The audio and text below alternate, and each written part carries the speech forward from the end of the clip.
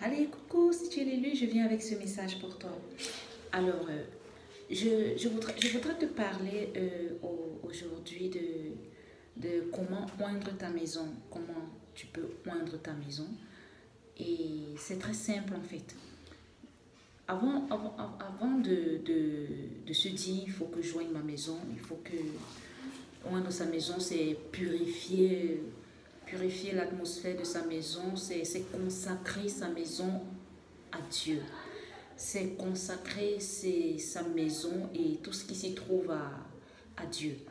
Alors, à quel moment est-ce que tu dois oindre ta maison? À quel moment est-ce que tu dois oindre ta maison?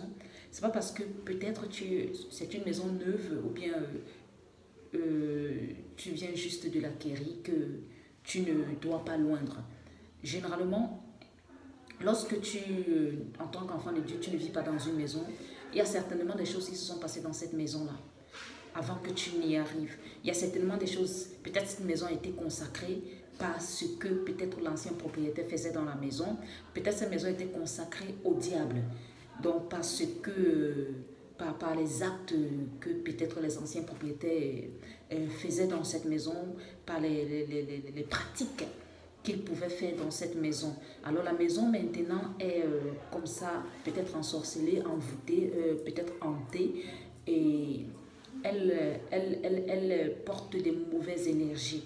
Et il y a des maisons comme ça, lorsque tu entres là, si tu entrais en santé, avec la santé, tu en sors totalement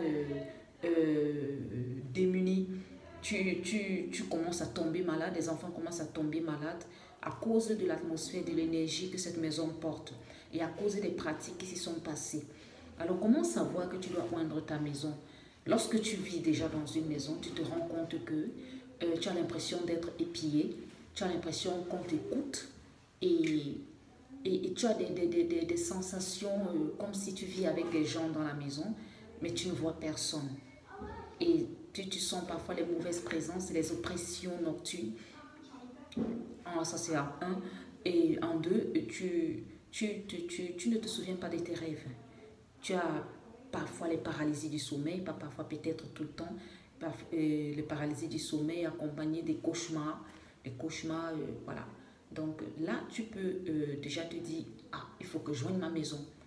Lorsque tu as des cracks, il faut toujours réparer quelque chose dans la maison. Quand tu finis de réparer le réfrigérateur, c'est la télé qui s'égale. Quand tu as fini de réparer la télé, c'est ton téléphone qui capote. Quand tu finis de réparer... En fait, tu es toujours en train de courir pour réparer quelque chose dans la maison.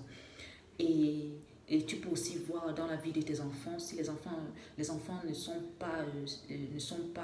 fait, ils sont très bruyants.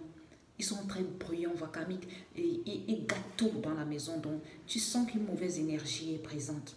Parce que pour les mamans élues, vous allez vous rendre compte que lorsque vous êtes avec le pervers narcissique, les enfants sont bruyants beaucoup. Or, lorsque vous êtes seul avec vos enfants, votre énergie apporte une atmosphère de sécurité. Les enfants sont paisibles, ils sont beaucoup plus calmes, ils ne gâtent pas les choses dans la maison. Les enfants sont sages, sans que tu n'aies à leur dire que faites ceci ou faites cela. Là, il faut oindre tes enfants, il faut oindre la maison. Il, il y a beaucoup de choses que je peux dire sur ce sujet. Mais voilà déjà quelques petits détails que je peux te donner comment détecter que je dois oindre ma maison. Et il y a pour moi le détail aussi qui est parmi les plus importants, c'est quand tu commences à remarquer une population assez exhaustive dans ta maison, c'est-à-dire peut-être trop de cafards, peut-être trop d'insectes, peut-être trop de souris et tout. Là, tu dois te rendre compte déjà qu'il y a des esprits de contrôle qui assiègent ta maison.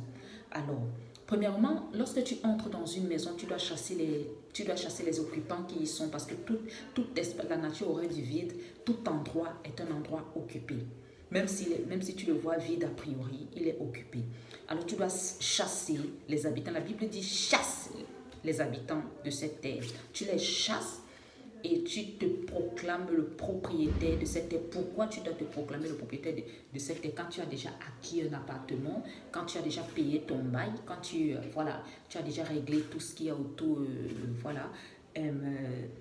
Là, tu dois entrer dans ton appartement et tu dois dire, je suis le propriétaire de cet appartement et tous ceux qui y vivent ici, tous ceux qui y vivent ici, je les chasse. Je vous chasse au nom de Jésus, tout esprit de contrôle, tout esprit familier qui vit ici. Je vous chasse au nom de Jésus. Donc, c'est comme ça que tu dois approcher ta maison. Tu vas parler à ta maison.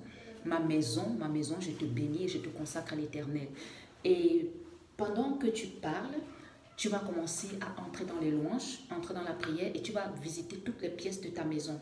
Quand tu visites toutes les pièces de ta maison, dans la prière, tu vas prier soit en langue, soit tu vas louer toutes les pièces, tu vas faire des tours dans toutes les pièces de ta maison avec de l'huile déjà bénie au préalable. Parce que j'aime beaucoup, il y a les élus qui sont en contact avec moi et parfois le Saint-Esprit me conduit à leur demander d'acheter une bouteille d'huile d'olive que je dois bénir. Et lorsque j'ai béni cette huile d'olive, ils vont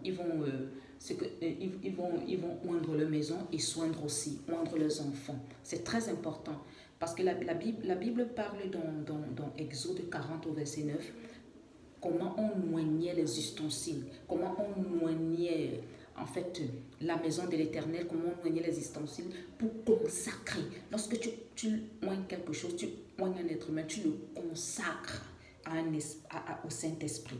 Et il y a des choses qui sont consacrées aux démons, consacrées aux esprits méchants. Et quand tu entres dans ce genre d'atmosphère, quand tu entres dans ce genre de maison, ta vie sera un chaos total. Donc, ce que tu dois comprendre, c'est que lorsque tu oignes donc, tu invites la consécration dans cette maison et dans tout ce que tu as touché. Tu invites la consécration. Alors, quand tu vas commencer à marcher, tu vas prendre peut-être un petit bol où tu vas verser l'huile déjà préalablement bénie. Alors, tu vas prendre comme ça. Et là, tu vas oindre tous les bâtons. Je vais vous montrer. Le linteau, si vous me voyez, voilà. Oindre le linteau des portes. Et pendant que tu oins les linteaux des portes, tu vas dire, ma maison, je te bénis au nom de Jésus. Et je te bénis au nom de Jésus. J'appelle les bénédictions. Mes portes sont ouvertes pour recevoir les bénédictions du ciel, de la terre, les meilleurs fruits de la terre, les meilleurs fruits de la mer, les meilleurs fruits du ciel. Et toute personne qui vient dans ma maison et qui a un problème, toute personne qui vient avec de bonnes intentions est bénie. Je bénis toute personne qui vient malade, qui rentre en santé. Mais toute personne qui vient avec l'épée, que cette épée se retourne contre lui et sa maison. Alors c'est comme ça que tu vas bénir ta maison. Tu vas protéger ta maison. Tu vas inviter le Saint-Esprit. Tu vas dire, je consacre ma maison à l'Éternel et je ne prends pas part à tout ce qui s'est passé dans cette maison avant mon arrivée. Parce que je ne prends pas part aux œuvres infructueuses des ténèbres. Alors tout ce qui est ténèbres dans cette maison, je déclare que la lumière soit. Que la lumière soit. Que la lumière soit. Et tu purifies les ondes de ta maison. Tu purifies, même si ce n'est pas une nouvelle maison, que c'est, en fait c'est un rituel que tu dois faire. Tu dois toujours avoir des moments, peut-être par mois, peut-être tous les 3 mois, où tu purifies l'atmosphère de ta maison. Et il y a aussi quelque chose, lorsque tu commences à ressentir, il y a des alertes. Lorsque tu commences à ressentir que quand tu entres dans ta maison, tu ressens des mauvaises énergies, tu te sens mal, mais quand tu sors, tu te sens bien. Or, quand tu entres, tu as l'impression que quelque chose te chasse dans la maison. Ça veut dire que là, tu es assiégé. Donc, tu dois directement te réveiller spirituellement et tu dois consacrer ta maison. Tu dois purifier l'atmosphère de ta maison. Donc, c'est un peu ça. C'est un peu ce que je voulais partager avec toi, Lélu. Je ne sais pas pourquoi le Seigneur m'a poussé à partager ceci avec toi. Donc, tu oins partout les fenêtres, les bâtons de porte, de garage, les portes de tes chambres, les toilettes, les fenêtres des toilettes, les fenêtres les portes des toilettes. Et voilà. Le Seigneur te bénit et ta maison est consacrée à l'Éternel et le Seigneur éloigne la maladie de toi. Alors, c'est ce que je voulais partager avec toi. Merci.